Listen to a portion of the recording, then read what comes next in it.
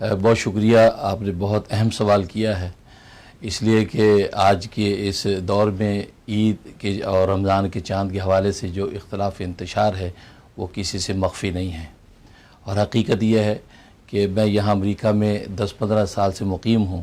اور الحمدللہ دین کی خدمت میں مصروف ہوں اور بہت سے دینی شعبوں میں امت کی رہنمائی کر رہا ہوں۔ اس میں شک نہیں ہے کہ امت بہت سے علمی اور فقہی اختلافات میں تو مبتلا ہے، اور وہ ایسے فقہی اختلافات ہیں جو لابدی اور یہ وہ فطری ہیں،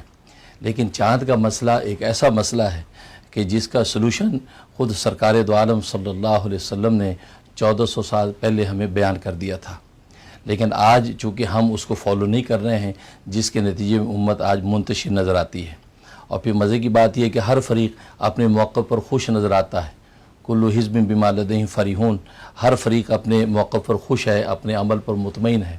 اور اس بات سے بے نیاز ہے کہ ان کے اس انتشار و اختلاف کی وجہ سے اسلام کی سیاسی، اقتصادی، معاشی اور معاشرتی زندگی پر کیا برا اثر پڑ رہا ہے۔ خاص طور پہ نئی نسلیں، ہماری جنریشنز جو ہیں وہ سوالیہ نشان بن کے سامنے کھڑے ہو جاتی ہیں، کیا اسلام اور پیغمبر اسلام نے ہمیں کوئی ایسا فارمولہ نہیں دیا کہ ہم جو متحد ہو کر ایک دن خوشی منا سکیں، یا رمضان کا آغاز ایک دن کے اندر کر سکیں، یا ہماری طاق راتیں محفوظ ہو سکیں، یا یہ کہ اعتکاف جو ہے مسنون وہ ہمارا جو ہے محفوظ رہ سکے۔ یہ کیسا اسلام ہے، کیسے پیغمبر اسلام کی ہدایات ہیں کہ آج جو ہم عید کی خوشی میں بھی ایک نہیں ہیں، ایک ایک گھر میں 2 عیدیں ہو رہی ہیں، ایک ایک شہر میں 3 عیدیں ہو رہی ہیں، جس کے نتیجے میں پورا نظام محبت جو منتشر نظر آتا ہے۔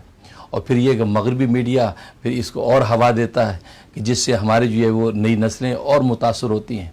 ہم ایسے کٹر مسلمان متاثر ہوں یا نہ ہوں، لیکن نئی نسلیں ضرور وہ وٹ اور وائے کے بھنور کے اندر بھٹکنے لگتی ہیں۔ لیکن حقیقت یہ ہے کہ اس کا ذمہ دار اسلام یا پیغمبر اسلام نہیں ہے، اس کے ذمہ دار ہمارے جیسے نام نہاد مسلمان ہیں کہ جنہوں نے نبی کریم صلی اللہ علیہ وسلم کی ہدایات کو جب فالو نہیں کیا، اس کے نتیجے میں آج یہ امت منتشر نظر آتی ہے۔ کیونکہ سرکار دو عالم صلی اللہ علیہ وسلم نے تو 1400 سال پہلے 1-2 نہیں بلکہ سیاہ سطح کی 29 احادیث کے اندر اس بات کا حکم دیا کہ گلوبل مون سائٹنگ ہوگی، کہ دنیا میں کہیں بھی کوئی مسلمان چاند دیکھ لے گا، اور اس کی اطلاع دنیا کے دوسرے مسلمانوں تک جب پہنچ جائے گی تو سب اس کو فالو کریں گے۔ اس لیے کہ اسلامی عبادات کا فلسفہ وحدت اور اتحاد ہے، کہ جتنی عبادات اللہ تبارک و تعالی نے لاگو کی ہیں، نماز ہے، روزہ ہے، حج ہے، زکوٰۃ ہے، ان سب کا فلسفہ ایک ہی ہے، اور وہ باہمی اتحاد، وحدت، یونٹی کی عبادات سے مقصود اتحاد ہے۔ تو پھر اللہ تبارک و تعالی اس امت کو پستی سے بلندی عطا کر دیں گے اور ذلت سے عظمت ملے گی۔ اور یہ چاند کا جو مسئلہ ہے، رمضان کی ابتدا اور اسی طریقے سے عید کا انعقاد، یہ ایک ایسا مسئلہ ہے کہ اب تو اس کا انتشار روز بروز بڑھتا چلا جاتا ہے، اور نصف صدی سے زیادہ امت اس انتشار و اختلاف کے اندر مبتلا ہے۔ سرکار دو عالم صلی اللہ علیہ وسلم نے 29 احادیث میں، اور میں نے اپنے فتوے میں احادیث کوٹ کی ہیں کہ اس میں نبی پاک نے حکم فرمایا کہ صوموا لرؤیتہ وافطروا لرؤیتہ وانسکوا لہا، فرمایا کہ چاند دیکھ کر روزہ رکھو، چاند دیکھ کر عید مناؤ، اور چاند دیکھ کر قربانیاں کرو۔ اور یہاں آپ نے مطلق رؤیت کو حکم دیا، جو علماء کرام اس حقیقت کو سمجھتے ہیں کہ یہ مطلق رؤیت کا حکم دیا ہے۔ آپ نے رؤیت کو کسی ایک فرد کے ساتھ یا کسی ایک جماعت کے ساتھ یا کسی ایک ملک کے ساتھ وابستہ نہیں کیا، بلکہ فرمایا کہ دنیا میں کوئی بھی مسلمان یہ چاند دیکھ لے اور اس کے دیکھنے کی شہادت اور خبر شرعی دوسرے علاقوں میں پہنچ جائے تو سب اس کو فالو کریں گے۔ اور یہی وجہ ہے کہ مرجع علماء دیوبند حضرت مولانا رشید احمد گنگوئی رحمۃ اللہ علیہ نے اس حدیث کا ترجمہ یہ کیا ہے کہ یا ایھا المسلمون کلھم، اے پوری دنیا کے مسلمانوں، تم روزے رکھو اپنے میں سے بعض لوگوں کے آنکھ، بعض مسلمانوں کے آنکھ سے چاند دیکھنے پر، اور تم عید مناؤ اپنے میں سے بعض مسلمانوں کے آنکھ سے چاند دیکھنے پر، اور تم اسی طریقے سے قربانیاں کرو اپنے میں سے بعض مسلمانوں کے آنکھ سے جو ہے وہ چاند دیکھنے پر، بشرطیہ کہ اس کا دیکھنا وہ شرعی طریقے سے ثابت ہو جائے۔ تو وہ کہ پوری دنیا کے مسلمان ایک دن رمضان کا آغاز کریں گے اور ایک ہی دن عید منائیں گے، اس لیے اس کو کہتے ہیں گلوبل مون سائٹنگ۔ تو نبی پاک صلی اللہ علیہ وسلم نے 29 احادیث میں گلوبل مون سائٹنگ کا حکم دیا، اور پھر تمام فقہاء اسلام، امام اعظم ابو حنیفہ، امام مالک، امام احمد بن حنبل اور اکثر متاخرین حنفیہ بعد کے شواف علامہ دارمی، علامہ طبی، علامہ ابن تیمیہ تمام اس بات کے قائل ہیں کہ گلوبل مون سائٹنگ ہوگی، دنیا میں کہیں بھی چاند نظر آ جائے گا اور اس کی خبر شرعی پوری دوسری دنیا کے ملکوں کو مل جائے گی تو ساری دنیا کے مسلمان اس کو فالو کریں گے اور ایک ہی دن میں رمضان کا آغاز کریں گے اور ایک ہی دن عید کی خوشیاں منائیں گے۔